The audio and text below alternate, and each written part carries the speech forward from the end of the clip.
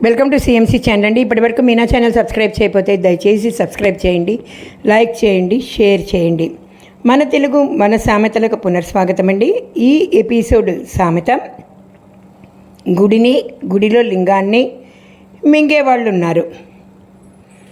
ఇది ఎవర్గ్రీన్ సామెత అండి. వాస్తవంగా గుడి అంటే ఏదో దేవాలయం, దాంట్లో ఉన్న లింగం అంటే శివలింగాన్ని మింగేశారు అని కాదండి. అంటే మనం పనిచేసే ఇది వరకు శరమాములే.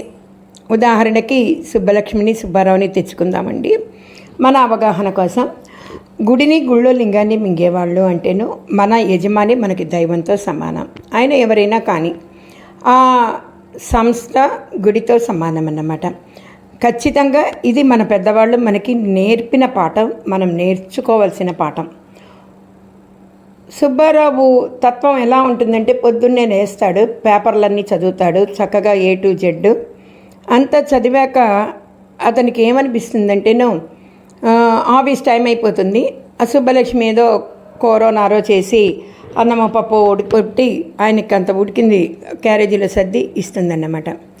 ఎంతో కష్టపడి తానే చేశాననుకుని సుబ్బారావు ఆఫీస్కి బయలుదేరి వెళ్ళాక ఈ సామెత ఇక్కడి నుంచి మీకు వర్తిస్తుంది.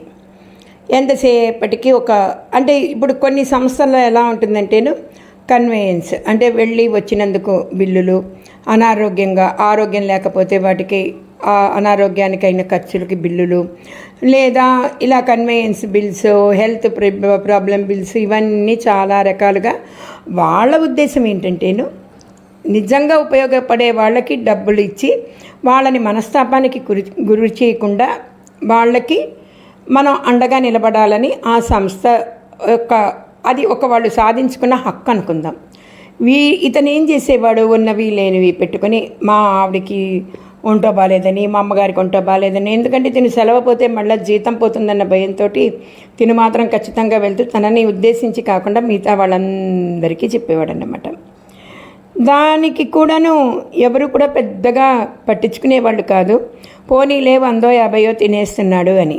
కాకపోతే అతని తత్వం ఏంటంటేనో ఆ సంస్థలోని అంటే డబ్బులు తినేయటమే కాకుండాను ఆ యజమాని మీద కూడాను తినేద్దాం, ఆయన ఎలాగోలా తినేద్దాము అంటేను అతనికి మనశ్శాంతి లేకుండా చేద్దాం. అలాంటి వాళ్ళ ఉద్దేశం అదే అన్నమాట.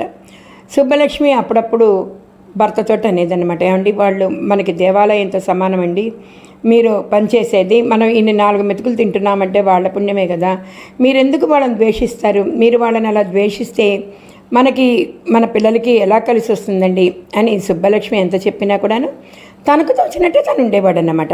అలాంటి వాళ్ళు అలాగే ఉంటారండి. వాళ్ళని సెల్ఫ్ సెంటర్డ్ పర్సన్స్ అంటారో, పొజిటివ్ నేచర్ అంటారో, సెల్ఫిష్ నేచర్ అంటారో, మనం ఏది ఎలా అనుకున్నా కూడా వాళ్ళ తత్వం ఏంటంటేనో అవతలాలని అడుగంటిచ్చేద్దాం, నాకేద్దాం, గీకేద్దాం, మొత్తం ఆ సంస్థనే కాకుండా 10 మందికి ఉపయోగపడే సంస్థే కాకుండా ఆ సంస్థలో యజమాని అయిన దేవుళ్ళు లాంటి యజమానికి కూడాను ఏవో ఒక అపవాదులు, అపార్థాలు అంటకట్టేసి వాళ్ళొక్కళ్ళు కొద్దిగా తప్పించుకు తిరుగుతున్నామనే భావనలో ఉంటారు. ఈ సామెతకి అర్థం ఇదేనండి. మీరు మరీ ప్రాక్టికల్గా గుడిలో లింగాన్ని మింగేస్తున్నారు అని మాత్రం అనుకోవద్దు. రెండో విషయం ఏంటంటే పూర్వం ఏముండేదంటే గుడిలో మాన్యాలు ఉండేవన్నమాట. ఆ గుడికి సంబంధించినవి ఏదో నైవేద్యం పెట్టి గుడిని బాగు చేయించుకోవటానికి కాస్త ధాన్యం అమ్ముకుని అలా రాసేవాళ్ళు రాజులు, మహారాజులు. అవన్నీ కూడాను తప్పుడు లెక్కలతోటి అప్పుడు వాళ్ళు కొంతమంది దళారులు ఆ మాన్యాలన్నింటినీ కూడా స్వార్థపూరితంగా ఆక్రమించేసుకొని అలా ప్రవర్తించేవాళ్ళు అన్నమాట. ఇది రుజువర్తన లేని మనుషులకు వర్తించే సామెత అండి.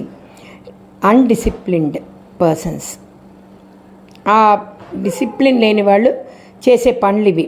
వాళ్ళకి కొంచెం కూడా కృతజ్ఞత అనేది ఉండదు, కృతజ్ఞత మాత్రమే ఉంటుంది. ఇది ఈ సామెతకు అర్థం అండి. ఇది ఇప్పటికీ వాడుకలో ఉంది, మన నడతలోనూ ఉంది, నడకలోనూ ఉంది ఈ సామెత. దీనిని ఎవరికీ ఆపాదించుకోకుండా ఆ సామెతని ఎక్కువగా మనకి తగలకుండా చూసుకోవటమే మన యొక్క ప్రజ్ఞ. దీని వలన మనకి నష్టాలే కానీ లాభం ఉండదు.